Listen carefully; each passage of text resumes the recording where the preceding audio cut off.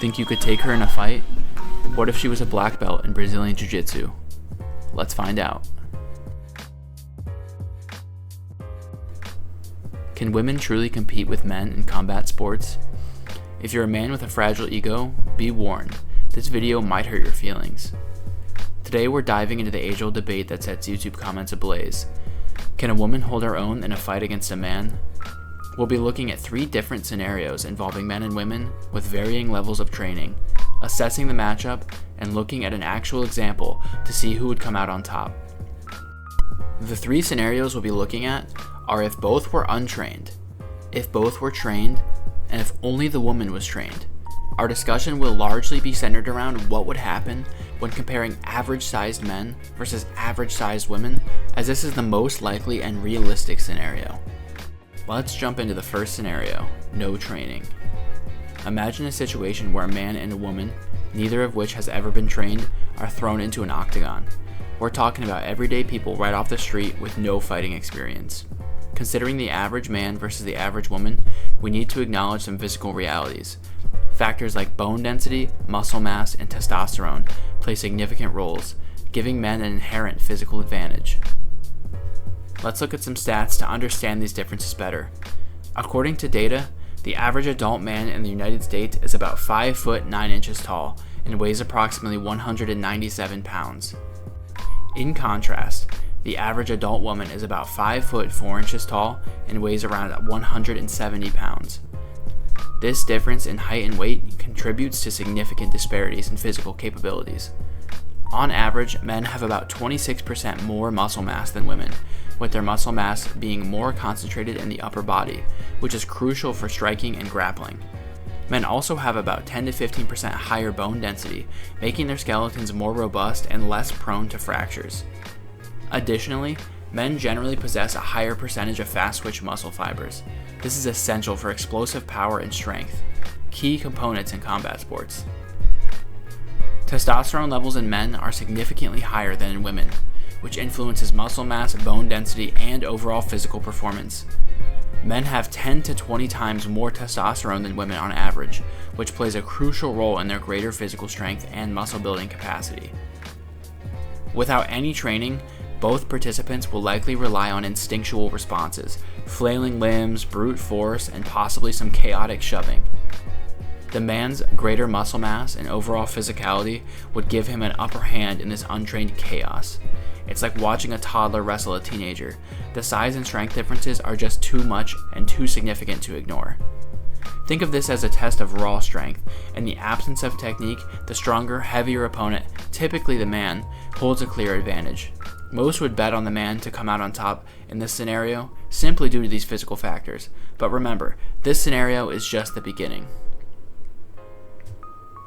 We've actually seen instances in sports where untrained or lightly trained men outperform trained women purely based on physicality. This underscores the significant impact of physicality when skills are absent. In this example here, we have one out-of-shape, untrained man taking on 2 women.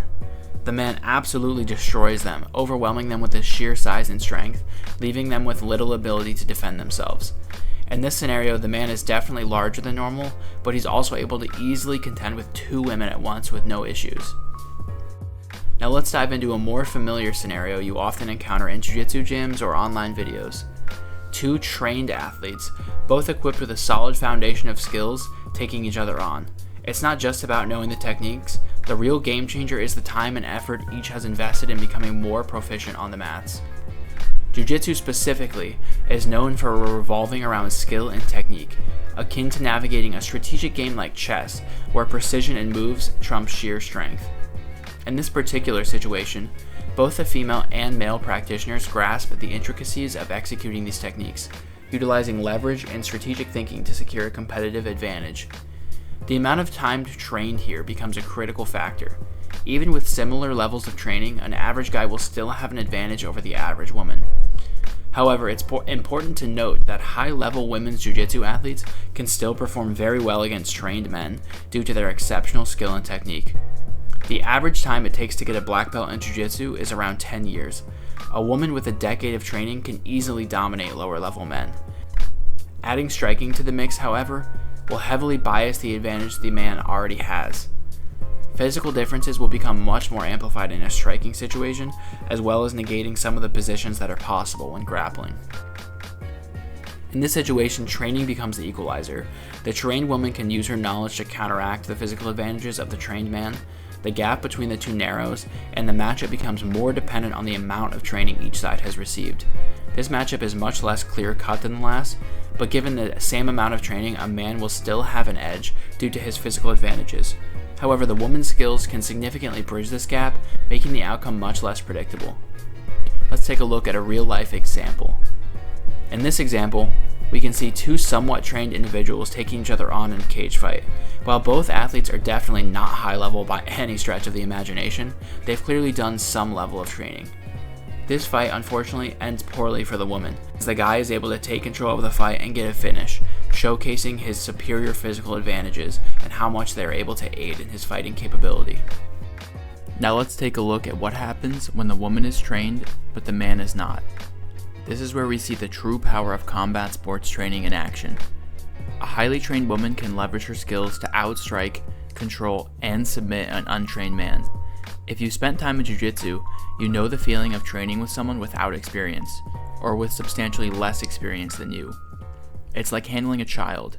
You can use a basic understanding of leverage and simple techniques to overcome most people's instinctive way of fighting. A regular person generally has little defensive awareness or ability to react to or defend basic attacks. Imagine taking an average guy off the street and putting him against a good blue belt jiu-jitsu athlete. It wouldn't even be close.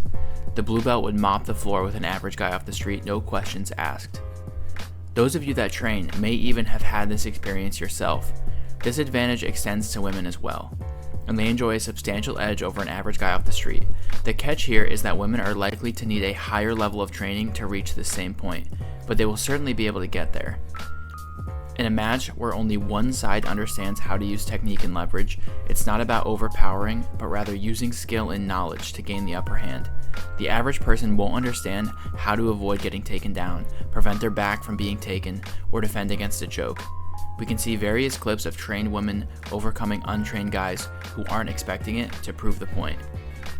This scenario underscores the transformative power of BJJ training for women. It empowers individuals, providing them with tools to defend themselves effectively. Jiu-Jitsu becomes an extremely effective tool for women looking to protect themselves against potential attackers, fostering a genuine sense of confidence.